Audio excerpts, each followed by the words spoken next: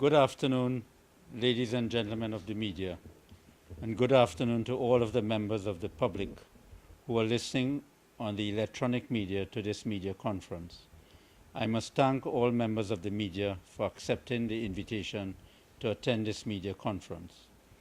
I have called this media conference today to provide the public with information in respect of the litigation embarked upon by the National Gas Company Limited, hereinafter referred to as NGC, against Super Industrial Services Limited, referred herein to SIS, and RainForest Resorts Limited, referred hereinafter as RainForest. It is my view that, having regard to what occurred after NGC's claim was filed, in the context of the judgment given in the Court of Appeal and then in the Judicial Committee of the Privy Council, questions which are packed upon the public interest and the expenditure of public funds have arisen. I wish to say at the outset that I did not appear in this matter in the High Court when NGC obtained a Mariva SIS.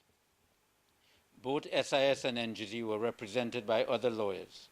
A Mariva injunction is an injunction or order granted by the court to freeze the assets of the other party to the case. This means that the other party to the case is unable to deal with its property and assets except in accordance with the court order. The Mariva injunction, therefore, would have had serious impact upon the operation and running of the business of SIS. In the High Court and in the Court of Appeal, Mr. Neil Bisnath and Mrs. Lydia Mendonça appeared for SIS. Mr. Navendra Ramanan appeared for RainForest. In the Privy Council, Mr. Peter Knox QC and Mr. Robert Strang appeared for SIS. I appeared for RainForest in the Court of Appeal and in the Privy Council. In the Privy Council, I was assisted by English Attorney at Law, Mr. Tom Poole. In the Court of Appeal and appearing for RainForest, I was assisted by Mr. Navendra Ramanan. The case between NGC, SIS, and RainForest. In order for us to understand the contents of this media statement, it is necessary for me to give you a short account of the claim which was filed by NGC against SIS and RainForest. This short account of the claim and what happened subsequent to the commencement of the claim impact upon the public interest and the expenditure of public funds in addition to other public interest principles. On the 24th of December 2015, NGC claimed against SIS and RainForest declarations that mortgages and debentures, which are in fact mortgages of assets of a company, which were made by SIS in favor of RainForest, ought to be set aside by the court. NGC also claimed a Mariva injunction against SIS to freeze the assets and property of SIS up to the limit of $180 million, which represented the sum NGC claimed SIS owed it in respect of the contract. NGC asked for this freezing order to continue until the hearing and determination of the arbitration, which NGC claimed was due to be commenced by NGC against SIS in relation to a claim of $180 million, which it said arose under the contract which NGC entered into with SIS for the construction of the Beetham water recycling plant. Thank you. In the contract which NGC entered into with SIS for the construction of this plant, it was provided that if there were any disputes arising from the contract, those disputes had to be determined by arbitration. This meant that any dispute which arose from or under the contract had to be determined not by the High Court, but by arbitration, which meant that the parties would agree to an arbitrator or arbitrators who would sit like a court and determine the dispute. The dispute would involve the merits or lack of merits of the case NGC had against SIS and RainForest, and not the applications for injunctions to the court, because those matters are to be determined by the court. NGC was asking for the Mariva injunction to freeze the assets of SIS to continue until the arbitration was heard and determined. which meant that if the court granted that injunction to continue as requested by NGC, SIS in the operation of its business would be restricted by the terms of the Mariva injunction. NGC also sought an injunction against RainForest to restrain RainForest, its servants and agents from dealing with or disposing of the property and assets of SIS or any part of the property charged or mortgaged to RainForest under the 4 deeds of mortgage which were made between SIS and RainForest, and under the venture which was also made between SIS and RainForest. In December 2015, NGC obtained this Mariva injunction in the absence of SIS and RainForest, and the freezing order which it obtained against SIS was to the full extent of $180 million, and it also obtained an interim injunction against RainForest which were returnable on a date in December 2015. In December 2015, SIS then made an application to set aside the freezing order and for the High Court to inquire as to the damages NGC suffered. NGC also made an application for the ex parte injunction which was granted to continue. The court continued the freezing injunction until the application to set aside the freezing order which NGC had filed was completed, and in February 2016 the court dismissed the application to set aside the injunction which SIS had filed and directed that the freezing order and the injunction against RainForest would continue until the arbitration was determined. The contract between NGC and SIS was entered into on the 10th of March 2014, in which SIS agreed to carry out the works for the design and building of the Beetham water recycling plant, together with the laying of associate pipelines and construction of water storage facilities. Later in this media statement, I will give you an idea of the objectives of that plant. SIS commenced these works on the 8th of May 2014, and those works progressed during 2014 until shortly after the general elections of 2015. Following the general elections of 2015, the contract was terminated, and NGC alleged that the works done were overpriced by SIS, and consequently SIS owed NGC the sum of $180 million following the termination of the contract. SIS, on the other hand, took the position that it was not owing any monies to NGC in respect of the works done by it because the works were properly valued in accordance with the terms of the contract and was certified by the relevant officer in accordance with the terms of the contracts, and further that it was not responsible in any way for the termination of the contract. In order for NGC to obtain the Mariva injunction to freeze the assets of SIS, it represented to the judge that SIS mortgaged its property and assets to RainForest, and that it did those mortgages and debentures in favor of RainForest in order to prevent NGC to enforce any judgment NGC may have against SIS in its claim in the arbitration to get the $180 million which it claims SIS owed it for breaches of the contract. NGC obtained those injunctions against SIS and the injunction against RainForest on the basis that the court was convinced that, having regard to those mortgages and debentures, that NGC would have difficulty in enforcing any judgment that it has. The basis and foundation of the Mariva injunction and the injunction against RainForest was that SIS was taking steps to dissipate its assets with the intention of avoiding any judgment NGC may obtain against SIS. It was in that context that NGC went to the court to get this Mariva injunction and to get the injunction against RainForest.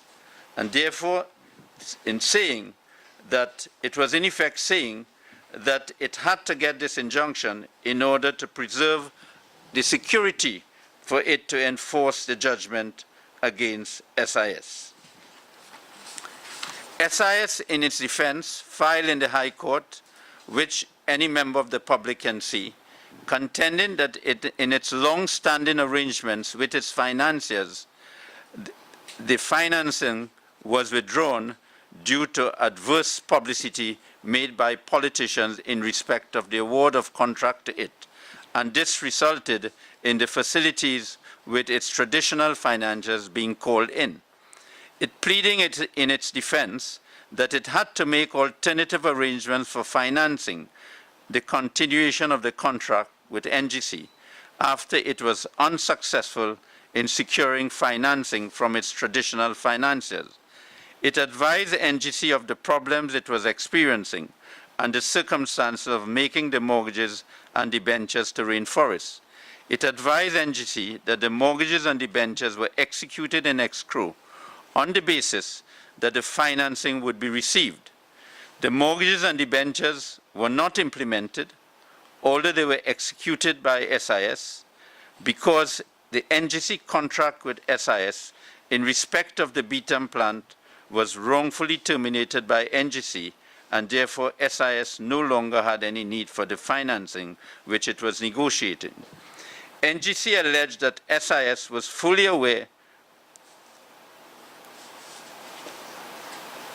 SIS alleged that NGC was fully aware that it did not receive any funds pursuant to the mortgages and debenture, and there were no sums outstanding on the mortgages and the debenture, and that the legal effect of the mortgages and the debenture was that RainForest had no rights under both deeds of mortgages and the debenture. In the defense of RainForest, which was also filed in the High Court, which the public would have access to see, RainForest agreed that the mortgages and debenture was done in escrow, no money passed to SIS, and RainForest had no legal rights under the mortgages and debenture, since no money passed under them, and RainForest was willing to release the mortgages and debentures. As a matter of fact, RainForest executed the deeds of release of the mortgages and of the debenture during the High Court proceedings, and those deeds of release and debenture were registered in the land registry and at the company's registry. The properties and assets in questions, which were mortgaged and which were the subject of the debenture, were valued by NGC to worth more than 180 million TT dollars. The legal effect of the releases of the mortgages and debenture was that the property of SIS, which were mortgaged and which were the subject of the debenture, were totally freed, unencumbered, and available for NGC to enforce any judgment it may get against SIS. The High Court, during the High Court proceedings, continued the Mariva injunction against SIS and the injunction granted against RainForest, which were obtained in December 2015. NGC continued to pursue the claim for the Mariva injunction against SIS and the claim for the injunction against RainForest, notwithstanding that the 4 mortgages and the 1 debenture were released and the property and assets of SIS were unencumbered and available for NGC to enforce any judgment it may obtain against SIS. Although the mortgages and the debenture were the basis for NGC applying for the injunction against SIS and RainForest, NGC, notwithstanding the releases of the mortgages and debenture, was still interested in pursuing the claim.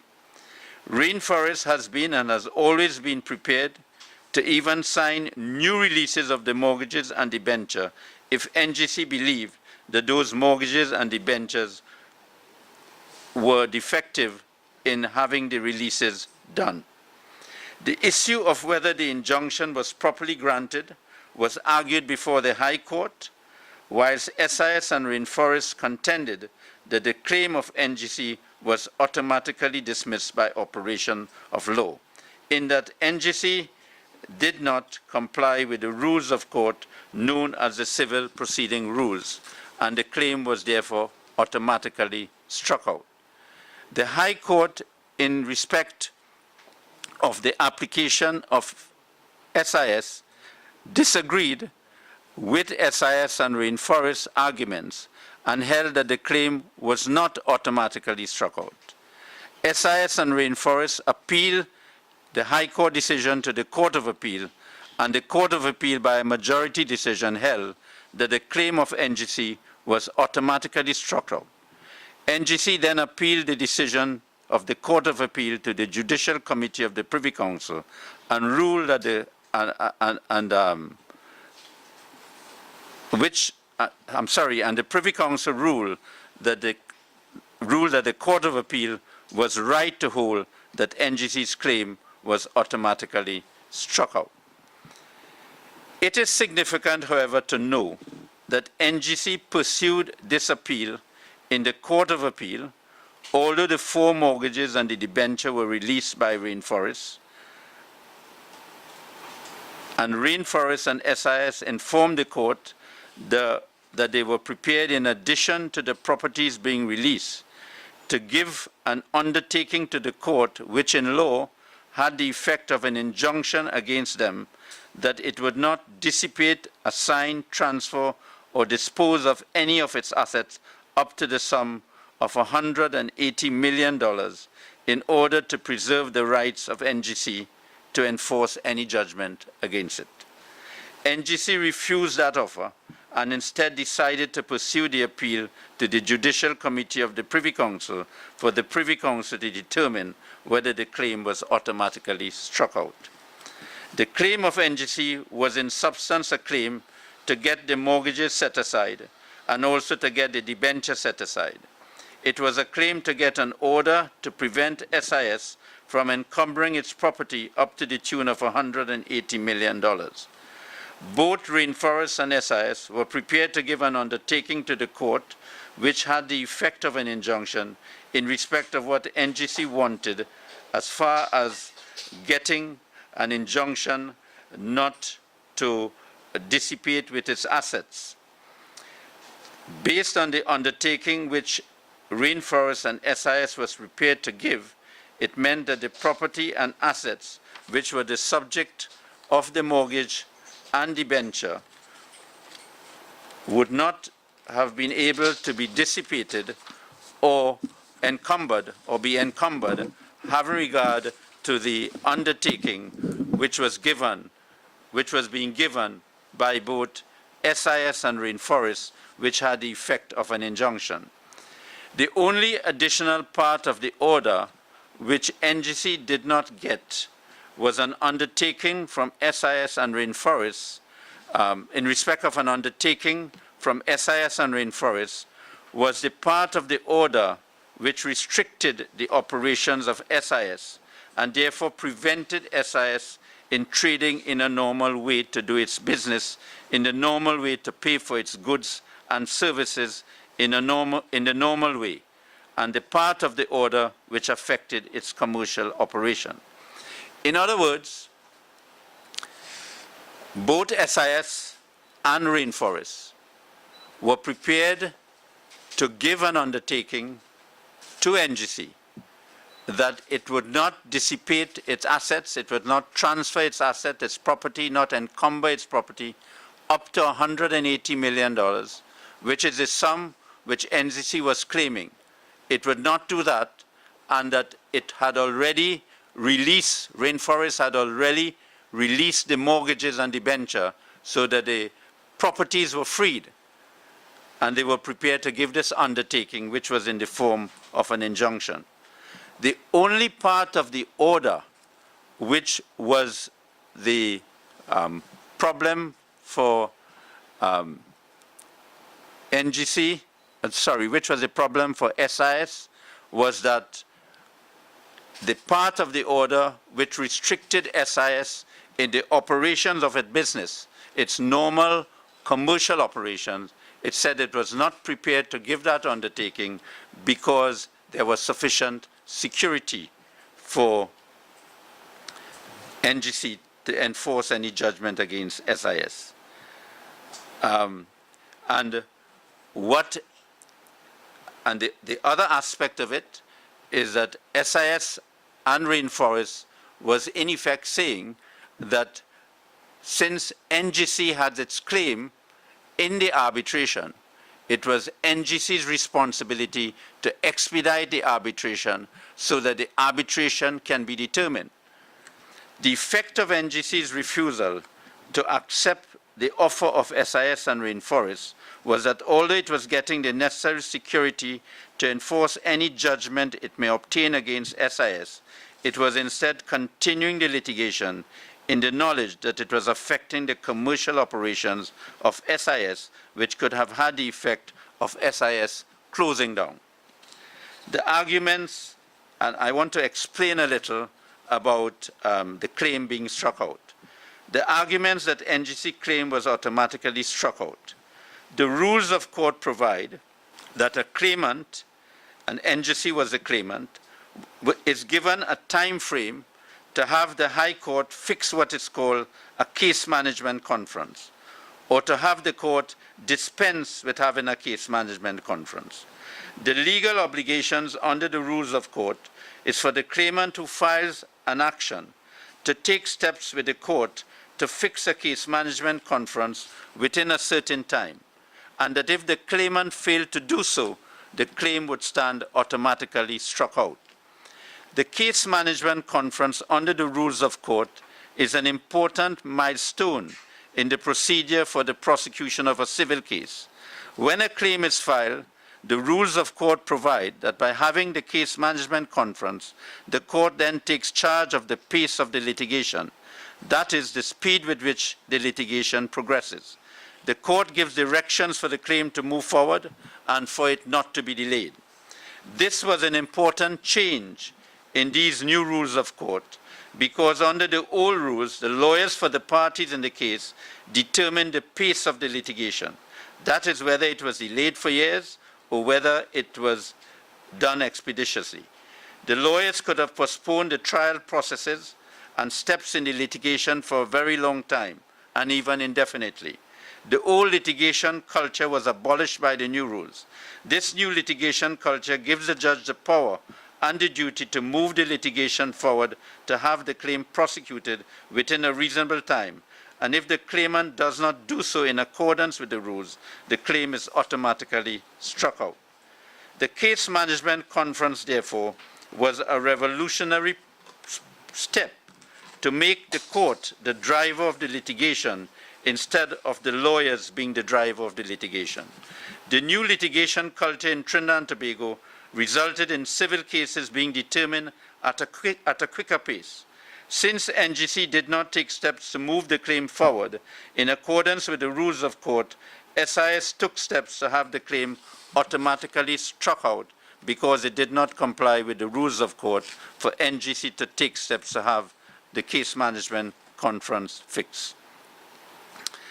I have mentioned that in the Court of Appeal, although the mortgages and the debenture were released, and SIS and RainForest were prepared to give an undertaking in the form of an injunction not to dissipate the assets and property which they owned, NGC continued to fight in the Court of Appeal to maintain the claim and consequently to maintain the injunction and the Mariva injunction against RainForest.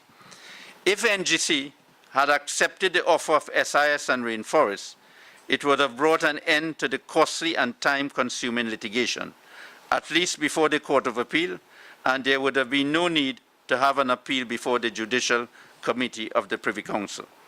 Substantial legal costs have been incurred both in the Court of Appeal and in the Privy Council for the matter to be determined by the Privy Council.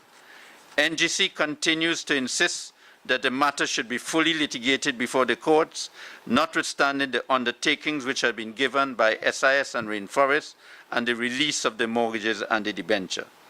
Further, despite the ruling of the Judicial Committee of the Privy Council on the 16th of July 2018, that was a few days ago, and after more than 2.5 years of litigation, which NGC commenced in December 2015, NGC continues with the litigation by now applying to the High Court to correct the omissions and to regularize the position so that the matter may be resuscitated and the litigation resumed all over again, which means that the application for relief from sanctions can go from the High Court to the Court of Appeal and to the Privy Council again, incurring substantial legal costs. It is important for the public to know these facts, and it is also important for the public to know that as a condition precedent for the court granting both injunctions, that is the Mariva injunction and the injunction against RainForest, NGC had to give an undertaking to the court that it agreed to pay the damages which both SIS and RainForest would suffer as a result of the injunctions in the event that NGC did not ultimately succeed in the appeal. Based on that undertaking and the decision of the Privy Council that the claim be struck out, NGC is now liable to pay SIS and RainForest the damages which both SIS and RainForest have suffered from December 2015 to the 16th of July 2018 because of those injunctions. In addition, NGC is liable to pay to SIS and RainForest the legal costs incurred by them in respect of the hearings before the High Court, the Court of Appeal, and the Judicial Committee of the Privy Council. Further, after the Judicial Committee of the Privy Council gave its judgment on the 16th of July 2018, NGC approached the High Court to apply for relief from sanction against the claim being automatically struck out. The rules of court provide that where a claim is automatically struck out, the aggrieved party can apply to the court to get relief from sanctions. The rules provide certain conditions which must be satisfied for the court to grant relief from sanctions to restore the struck out claim. In this case, to restore the claim to have a case management conference fixed. It was open to NGC under the rules of court to have the Court of Appeal and the Privy Council determine that issue during the last appeal to the Court of Appeal and during the last appeal to the Privy Council. It was open to NGC to have the Court of Appeal determine that in the event the claim was struck out, whether NGC would be entitled to get relief from sanctions. It was also open to NGC to ask the Privy Council, as part of its case and as part of the documents which it filed for that appeal, to ask the Privy Council to determine that issue. The present position, therefore, is that NGC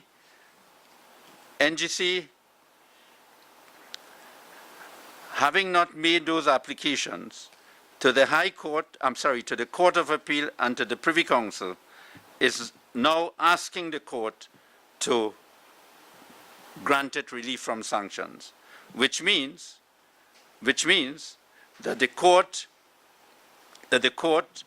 will make that decision, and it will be open for that matter to reach the Court of Appeal and to go to the Privy Council again.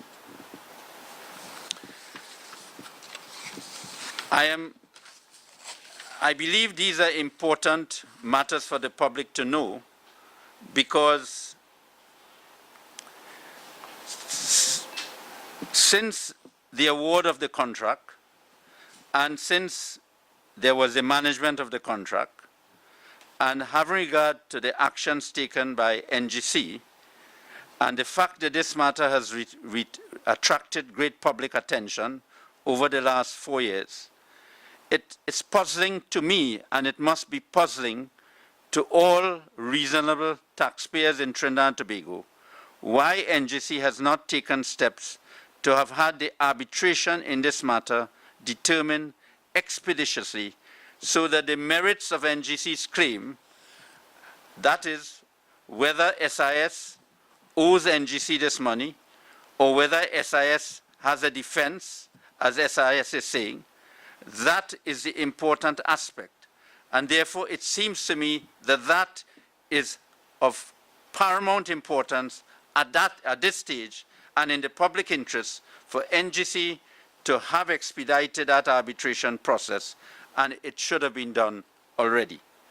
It is in that context it is puzzling that NGC is interested in fighting these legal battles in the Court of Appeal and in the Privy Council, although it got the mortgages release, the debenture release, it had an undertaking from SIS in the form of an injunction, but it was interested in fighting these legal battles, although it had the necessary orders and undertakings to protect the assets from being dissipated. It would seem to me that the public interest demands that NGC reconsiders its position in this matter, and that if it has the necessary guarantees from SIS and RainForest for the assets of SIS to be preserved to the tune of $180 million, that NGC in the public interest ought to seriously consider its position in respect of its claim. The public interest demands that the merits of the claim of NGC be determined quickly in the arbitration process. That should be given priority. Now, although I am not appearing for SIS, it is clear from the documents which I have seen that SIS is taking the position that the present government, whilst in opposition, made several statements that SIS was politically associated to the governing political party of 2014 at the time the contract was awarded, and that the present government in opposition made public calls then for the contract given to SIS for the Beetham plan to be stopped by the government, and that it publicly stated that if it got into government, it would stop that contract. SIS is contending that after the general elections of 2015, and shortly after the new government took office on the 7th of September 2015, the government announced on the 9th of November 2015 that a new board of directors of NGC was appointed.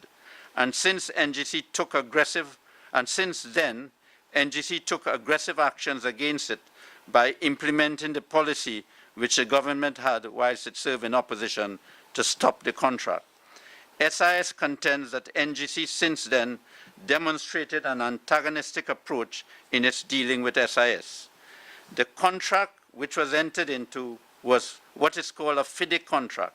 That is a contract under which the engineer appointed under the contract performs a pivotal role, since he is vested with the power to make determinations critical to the proper administration of the contract.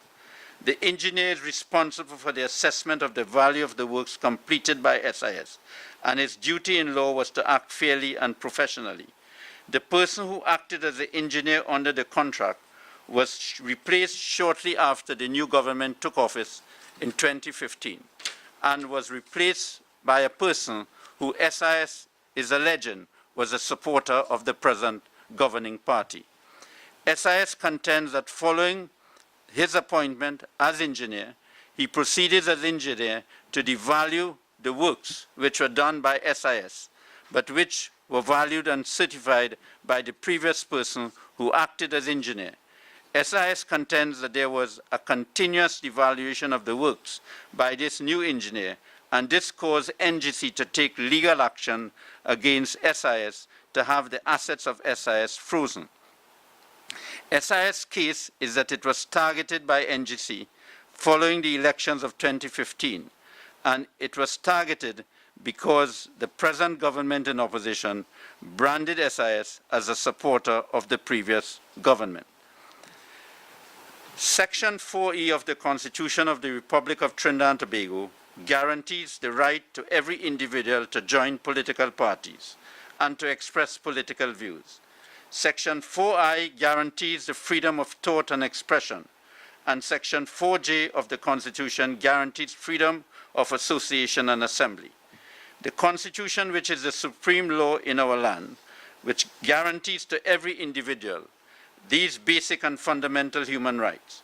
This means that no individual, which includes a company, which is an individual in law, should be targeted or harassed because of the political affiliation of the individual or because the individual supports a particular political party.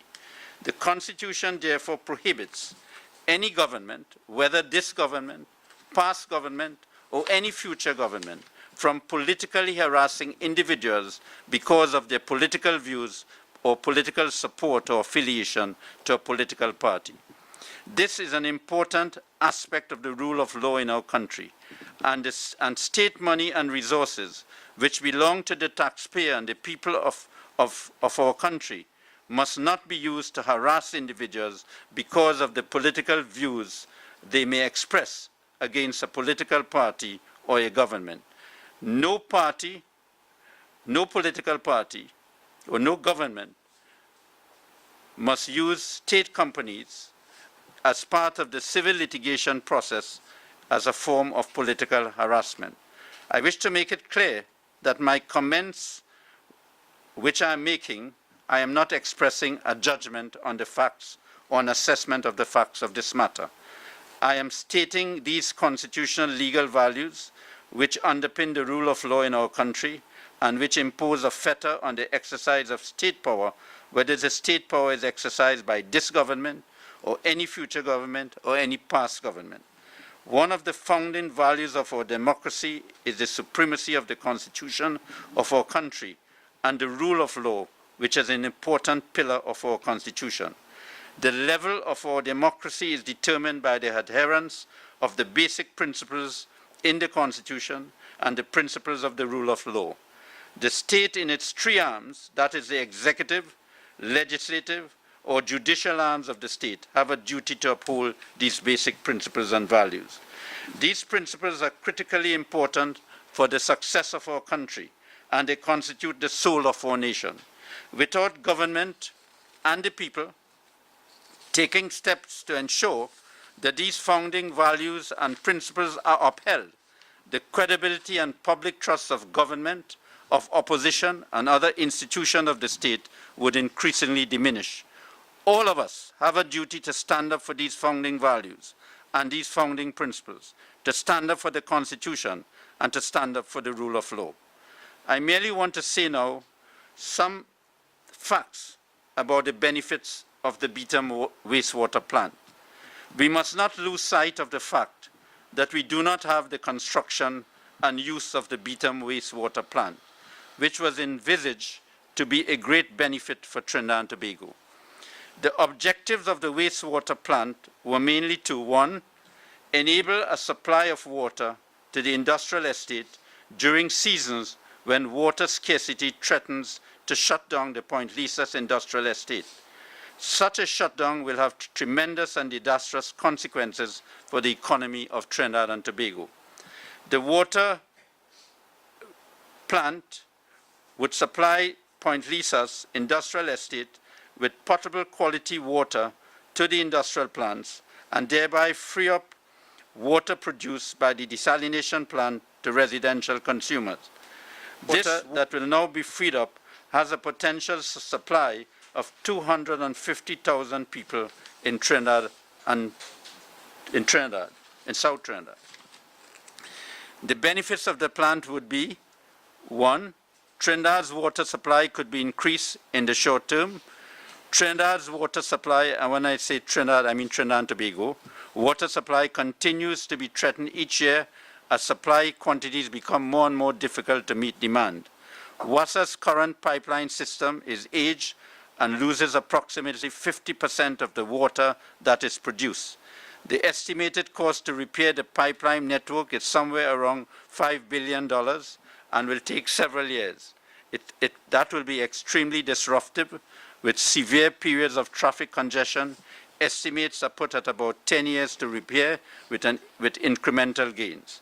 There is insufficient water being produced to meet the demands from all sectors of the country. The Point Lisas industrial estate currently uses about 75,000 cubic meters of water per day. The wastewater plant would free 55,000 cubic meters of water to be used in the industrial estate, which in turn would allow 55,000 cubic meters to be supplied to residents in South Trinidad. The cost of the wastewater plant is cheaper than the desalinated water. The source is far more cost-effective than new reservoir or well water. The wastewater plant poses no degradation to the environment, such as desalination. If the project does not go ahead, then government will have thrown away substantial sums of money. The additional cost of abandoning the project would cost the government a further substantial sum of money. There is strong public interest for the project to be completed, even if it has to be completed in a public-private partnership agreement. NGC, in the face of the termination of the contract and of the legal battles which have been embarked upon and which are pending, have a duty to give the country its side of the story in respect of the legal issues and as to the future of the plant. Has government decided to abandon the plant? Does it intend to sell the plant? Why since 2016 to now the plant has not been constructed, or if not constructed, sold so that the plant could have been constructed or be made available to the private sector, or a combination of the private and public sectors to have the plant constructed? This is important for the public to know. It involves the supply of water to Trinidad and Tobago. In conclusion, the award of this contract, the litigation before the court, the judgments given by the courts, the benefits of the wastewater plant, and the public statements made in respect of these issues are matters which show that there is need for members of the public to understand the issues and the impact of the issues in this matter. I have stated the facts. The public can judge and make its assessment of the facts, but I have done my duty to outline the facts. I am of the firm view that a lawyer has a duty, whether he's involved in a case or he's not involved in a case. And if matters which are happening in the country, whether in the courts, whether the government is a party or not, the lawyer has a duty, if it adversely impacts on the public interest, to tell the public, to make the public more informed. That is democracy. And what I am doing here today, I consider is part of the democracy of Trinidad and Tobago. Thank you very much. Any questions? Any questions? Sorry, sure. Mr. Maharaj, you referenced the coming into office of the current administration, and you referenced that the case, the legal action initiated against SIS took place shortly thereafter. What would the role of an Attorney General be in the overseeing or the advising of NGC in legal issues such as this one? Well, the state companies are in a separate category to the actual executive arm of the state. So the Attorney General normally, the holder of the office of the Attorney General normally would be aware of matters which comes from the ministries. But the ministries, one of the ministries is responsible for NGC.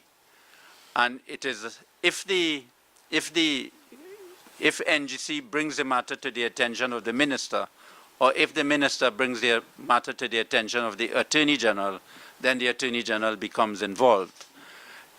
Where there's a public matter like this, a public issue, speaking as when I served as Attorney General, it was open to me as Attorney General to request through my ministry to get a report, and then I would be able to give an advice as to how I see it as an Attorney General. But in the normal run of things, the Attorney General or the holder of that office would not know all the facts relating to the matter. Mr. Maharaj, if this litigation is still before the court, would it not be sub judice for us to write anything about that? No, as a matter of fact, in respect of matters which are before a judge and jury, the jury has to decide the facts of the case. So therefore, sub judice has less effect on a civil matter. In a civil matter, if you are making statements which you are pressurizing the judge to decide a particular way, that could be a problem. But if you are expressing views, as a matter of fact, there's a famous case in London of the Attorney General versus the Sunday Times. And basically it is held that a judge in a civil case who could be persuaded by what he or she reads in a newspaper has to have second thoughts of being a judge. So in this case, it's not. No, in this case it's not. But as politicians talked about this case on public platforms.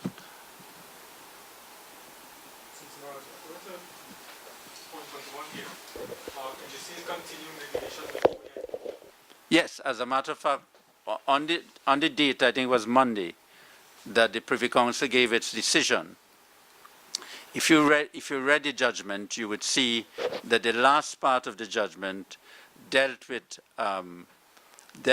no attempt was made for the Court of Appeal or the Privy Council to deal with the issue of an application for relief from sanctions. Under the rules, if there is a sanction, if your claim is dismissed, although the rules say that the claim is automatically dismissed, the rules give you an opportunity to go to the court, to ask the court to exercise its discretion, notwithstanding that it has been dismissed, to take all the facts into circumstances, and there are certain criteria to remove that sanction.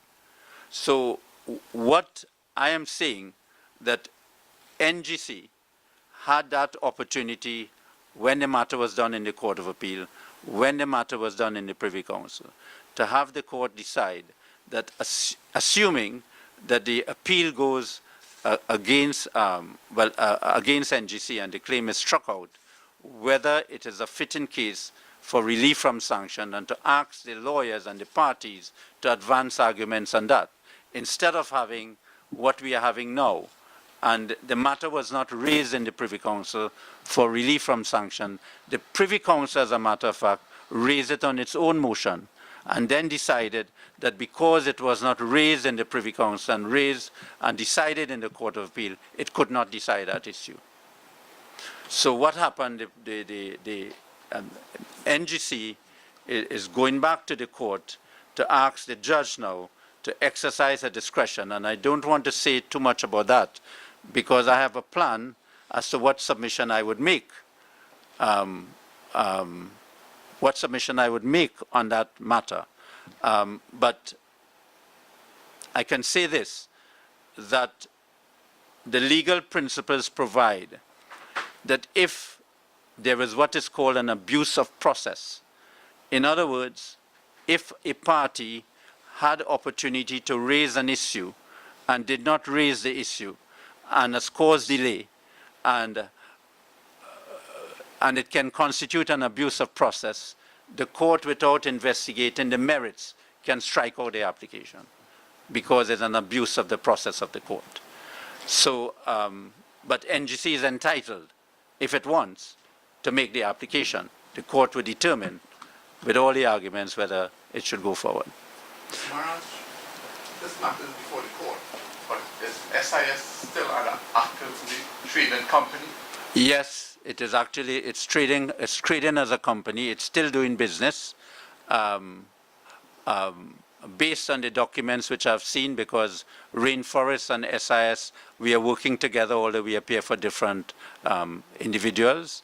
And based on things which I've exchanged, where you have a Mariva injunction, as in disorder, it means that if you want to pay a supplier and you write a check, because this order would have gone to the bank, the bank could look at the check and could say, well, it may violate the order, and can hold it up for about 3 or 4 weeks before it decides to pay it.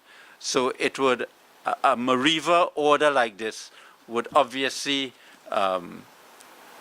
adversely affect the commercial operations. But although it has affected it, because remember, customers will leave, or subcontractors may leave, or suppliers may stop giving it, so it would have affected it, but it has not resulted in closing down the business. Say that after 2.5 years of litigation, the Privy Council gave a judgment. Now, if you see a restarting the process, does it mean that another 2.5 years will go up continue before this whole thing is resolved? Well, it can be, because it takes some time for the court, after the High Court determines the matter, it goes to the Court of Appeal. And from the Court of Appeal, if it has to go to the Privy Council, it takes time. So even if it doesn't take 2.5 years and it takes 1.5 years, it's still going to be a substantial period of time. But I don't know if you know, legal costs are very expensive at that level when you're doing Court of Appeal and Privy Council. It's very expensive. It's a lot of paper because in this particular case, for example, you had all the voluminous documents. So the court heard it in one day. And then subsequent to the court hearing the case, the court asked for further submissions over a period of time, which we had to do in writing. So it's an expensive exercise. So one of my main calls today is for the public to understand the issues and for NGC to look at this seriously. Have regard to the matter has been made public, for it to look at it seriously, and they can come out and see whether they could convince the population that it justifies taxpayers' money is being spent on expensive litigation when it could be avoided if it is happy with the fact that both SIS and Rainforest, if they say that the release of the properties are not good enough and they want it redone, Rainforest would redo it. So you have the property, the valuation, which NGC did, shows that the property is worth more than $180 million, right? In addition to that, so they have the properties, they'll have an undertaking. In law, if you give an undertaking through your lawyers to the court, that is just like an injunction. So if an undertaking is given to the court and the court records it, that is an injunction. If you disobey that injunction, there's a contempt of court. You could be jailed. And the persons in the company who broke the order could be jailed. So if you have such an undertaking from both SIS and Rainforest, and you have comfort that if you get your judgment for $180 million, it can be enforced against SIS, why do we have to have all this litigation? If at the end of the day, NGC decides that it wants to have it, so be it. But I believe I have a duty in a matter like this to explain the issues to the public and for the public to be able to judge and for NGC to be able to justify its position to the minister, to the government, and to the public. Could there be a possibility that NGC probably has new information? Well, I don't know. Have they disclosed that? Well, I don't know, but the case which is before the court is for $180 million.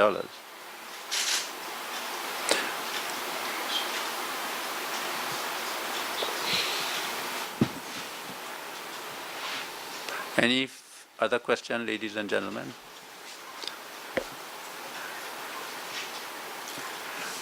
If not, well, can I close the media conference? Thank you very much for coming and all the best. You just heard from